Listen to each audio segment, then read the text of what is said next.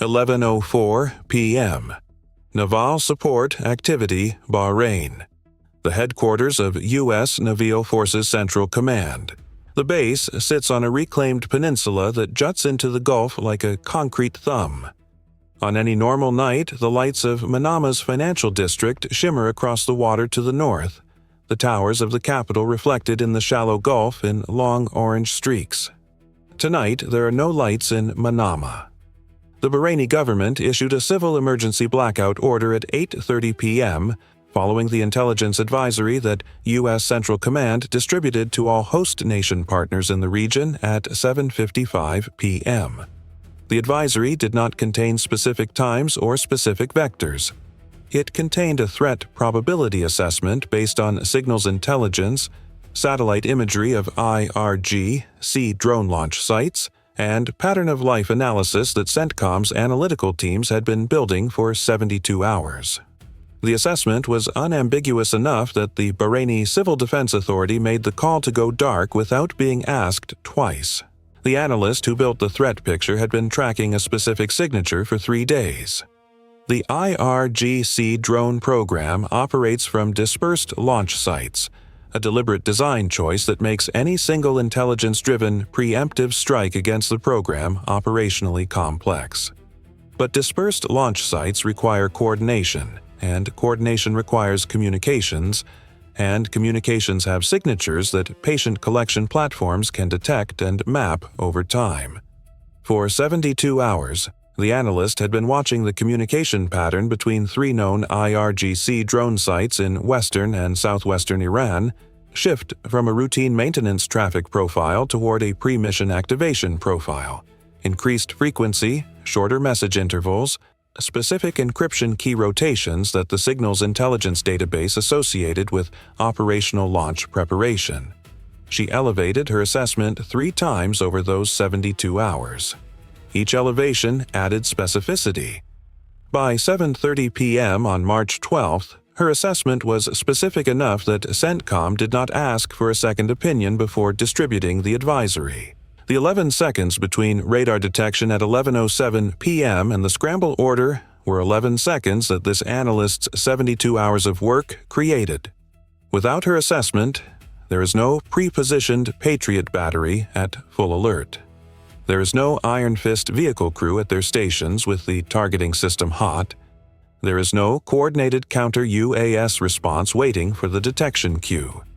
There is only the detection itself, arriving with whatever time it arrives, and a defense force scrambling from rest rather than from readiness. 11 seconds looks like reaction time.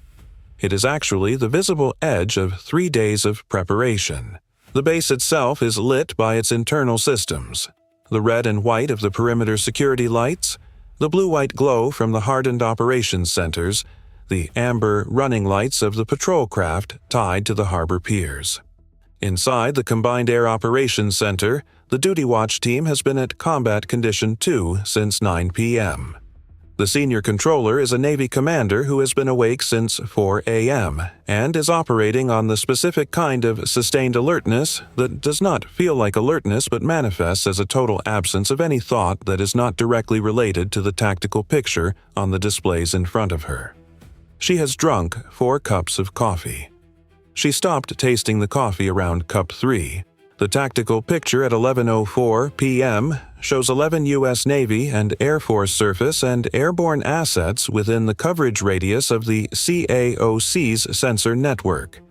The AN/TPS-80 ground/air task-oriented radar arrays positioned at 3 points around the Bahraini perimeter are sweeping continuously. The Patriot PAC-3 battery at the northern end of the base has been at full alert status since 8:45 p.m. The Iron Fist counter-UAS system mounted on the hardened vehicle compound has been active since 6 p.m. The crew of the USS Carney, an Arleigh Burke destroyer anchored in the harbor, is at general quarters. Every system that can see into the night sky over Bahrain is looking. At 11:07 p.m., the AN/TPS-80 at position Alpha detects the first anomalous radar return. The return is small, exceptionally small, consistent with a radar cross-section of approximately 0.01 square meters, which is the radar signature of a fiberglass and carbon fiber airframe roughly the size of a large motorcycle. It is traveling at 185 kilometers per hour on a bearing of 022 degrees at an altitude of 400 meters. It is not squawking any transponder code. It is not on any filed flight plan.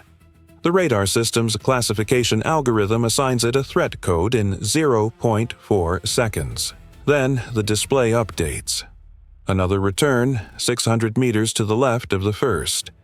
Then a third, 800 meters behind. Then 4 more in a ragged line behind those.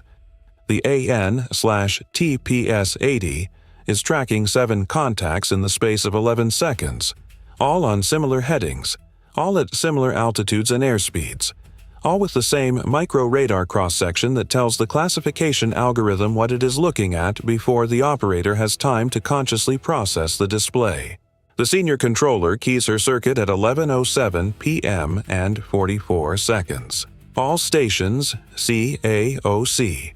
Threat track, multiple UAS inbound, bearing 022, 7 contacts, altitude 400, airspeed 185. Scramble counter UAS. Patriot track. This is not a drill. The response time of a modern base defense system is not measured in minutes.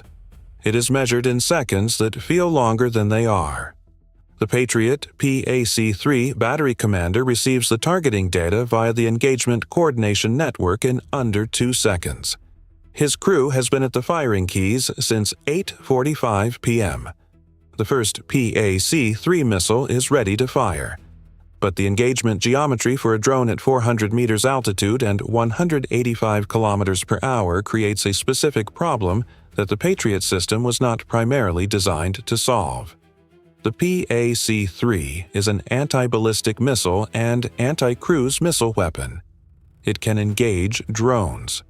It is not optimally configured for engagements against small, low-altitude, slow-moving UAS targets at close range, because the engagement cost ratio is catastrophically unfavorable. EOP AC-3 missile costs approximately $4 million. The drone it is being asked to intercept costs approximately $20,000. The Patriot battery commander knows this calculation as well as he knows his own phone number. He fires anyway because the alternative to an unfavorable cost ratio is a drone impacting the Combined Air Operations Center. The first PAC-3 launch is at 11:08 p.m. and 12 seconds. The missile climbs and intercepts the lead drone contact at an altitude of 380 meters, 4.2 kilometers from the base perimeter. The detonation produces a brief flash visible from the harbor. The second drone, 600 meters behind the first, continues inbound. The Patriot tracks it and assigns the next launcher cell. The third PAC-3 fires at 11:08 p.m. and 31 seconds. Miss. The drone's flight profile includes a terminal phase deviation, a programmed course change of 14 degrees to the right at a range of 3 kilometers from the designated aim point. The deviation is small enough that the Patriot's engagement computer, working from the pre-deviation trajectory, sent the interceptor to the drone's projected position rather than its actual position. The miss distance is 11 meters. The drone continues toward the base perimeter. The counter-UAS systems inside the perimeter are the next layer. The electronic warfare jamming arrays at 4 perimeter points have been broadcasting GPS denial signals since 9 p.m., creating a bubble of GPS interference that covers the base and its immediate approaches. Drones that navigate by GPS waypoint lose their navigation solution when they enter the denial zone and revert to whatever fallback behavior their programming specifies. Some of the simpler Iranian one-way attack drones in the Shahed family will spiral down to a landing or crash in a relatively controlled manner when GPS is lost. The ones designed by IRGC engineers who anticipated this countermeasure carry inertial navigation units, terrain-following altimeters, and optical target correlation systems that do not require GPS to find the aim point they were programmed to reach. The IRGC has been watching American GPS denial techniques for 4 years. They built around them. The drone that passed the Patriot miss at 11:08 p.m. and 31 seconds crosses the base perimeter at 11:09 p.m. and 2 seconds. The GPS denial zone produces no effect on its navigation solution. Its optical correlation system compares the thermal image from its nose camera to the stored target image loaded before launch and identifies the rectangular heat signature of the CAOC roof-mounted cooling units. It adjusts its heading by 3 degrees right. It is now 1.1 kilometers from the CAOC. Inside the CAOC, the senior controller is simultaneously monitoring the engagement status of the 6 remaining inbound drones, coordinating the counter-UAS response for the base, and managing the data link from Udeid Air Base in Qatar, which reported its own inbound drone contacts at 11:08 p.m. A separate wave that CENTCOM's analysts are now assessing as a coordinated 2-target attack timed to simultaneously saturate both facilities. She has not stood up from her console. The information density of what she is processing would require explanation to most people. She processes it without explanation.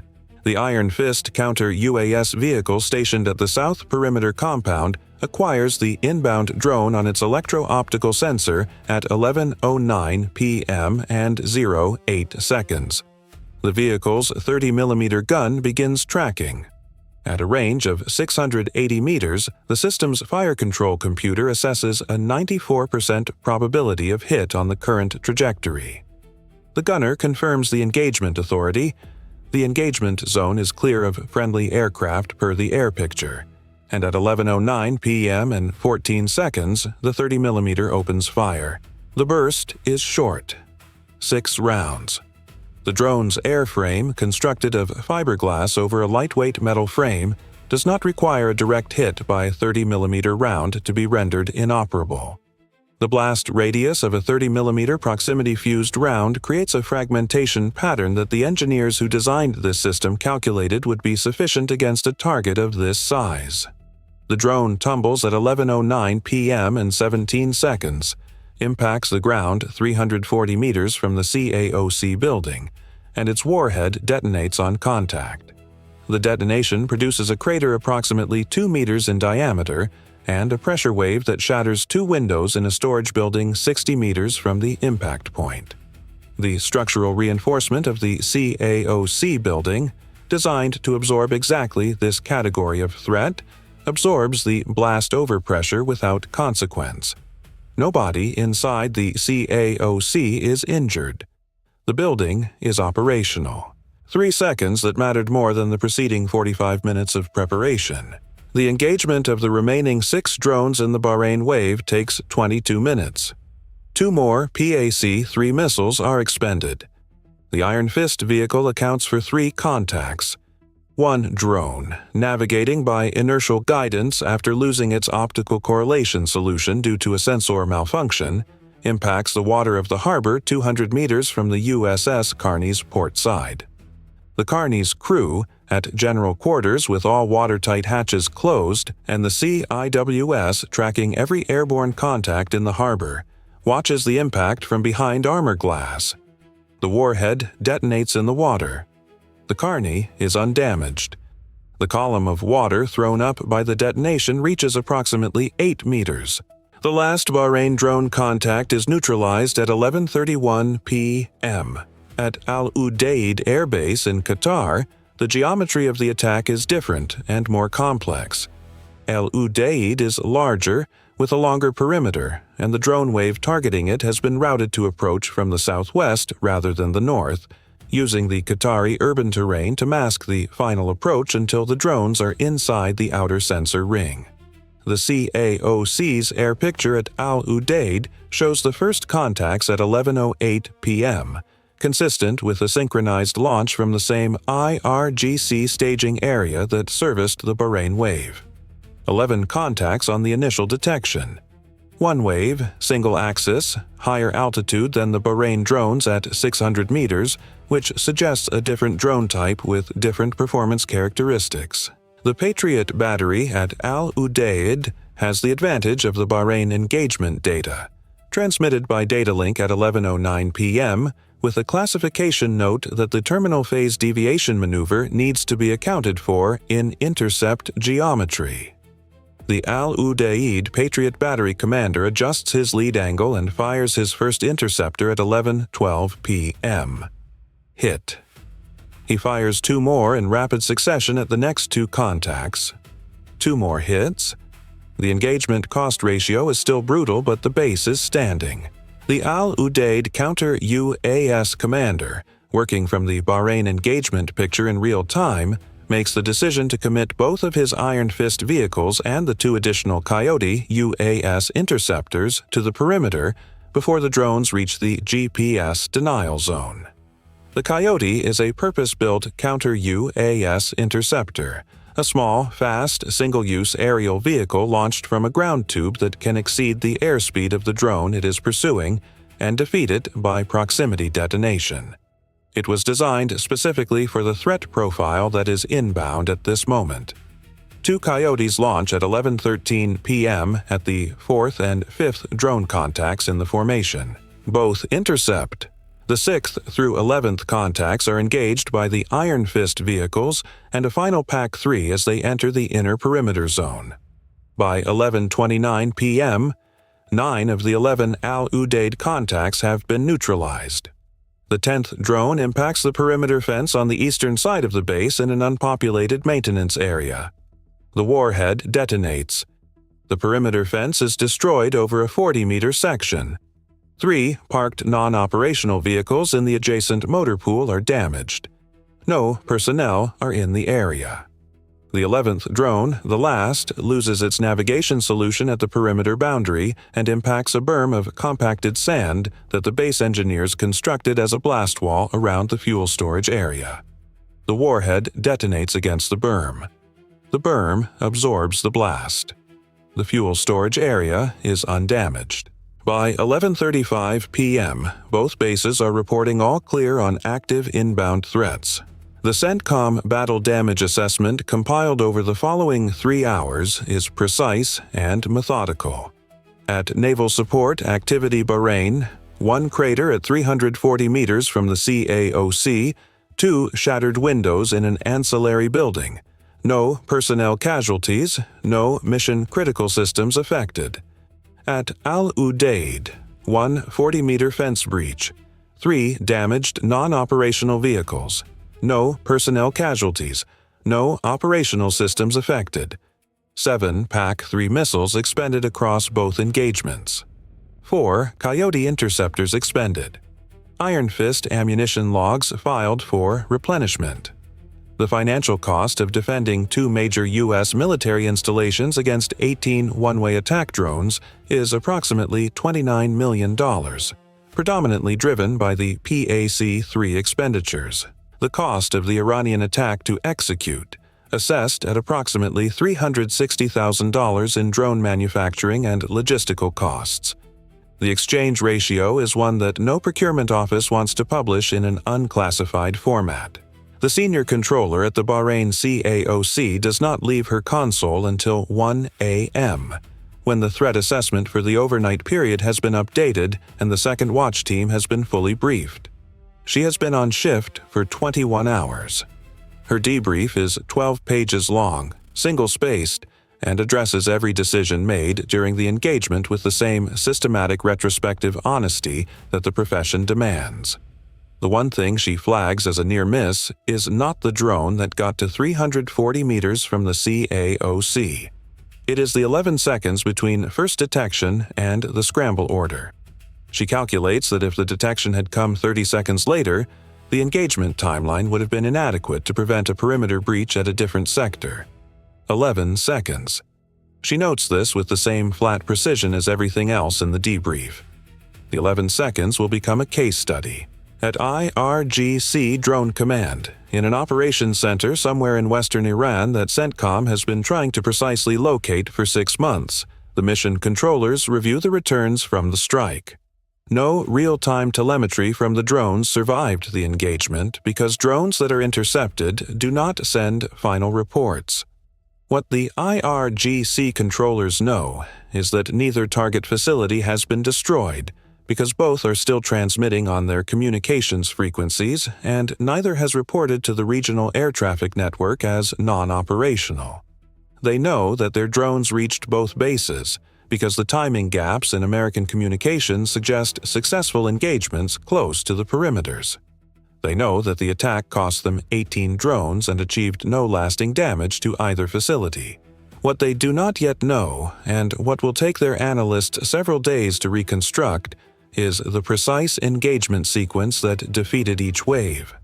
The modification to the terminal phase deviation they incorporated in the Bahrain drones to defeat the PAC-3 intercept geometry worked as designed. The drone still failed. Understanding why it failed, despite defeating the Patriot's first intercept geometry, requires knowing about the Iron Fist vehicle at 680 meters. That knowledge will drive the next design iteration. The IRGC drone program does not have a doctrine of accepting defeat. It has a doctrine of incorporating failure data and returning with a refined version of the same problem. The 18 drones destroyed tonight are inputs to that process, and the engineers who built them will be reviewing the mission telemetry within hours of sunrise. The operational lesson that the IRGC will extract from tonight is not that the attack failed.